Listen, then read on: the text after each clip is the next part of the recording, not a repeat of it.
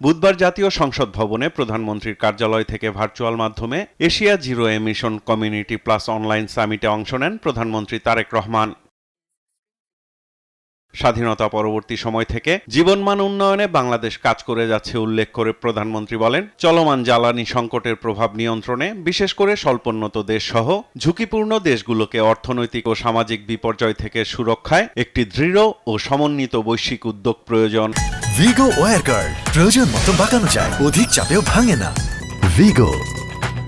It demands a coordinated and forward. এই সংকট আমাদের পারস্পরিক নির্ভরতা ও দুর্বলতার বিষয়টি স্পষ্টভাবে সামনে এনেছে। কোনো দেশ এককভাবে এই চ্যালেঞ্জ মোকাবিলা করতে পারবে না। আঞ্চলিক জ্বালানি নিরাপত্তা জোরদার করা এবং সরবরাহ বিঘ্নিত হওয়ার সমস্যা সমাধানে এশিয়ার দেশগুলোর মধ্যে সমন্বিত ও দূরদর্শী পদক্ষেপ প্রয়োজন। The energy crisis. বাংলাদেশের জ্বালানি সংকট মোকাবিলা ও অর্থনৈতিক স্থিতিশীলতার জন্য উন্নয়ন সহযোগীদের সহায়তা চান সরকার প্রধান।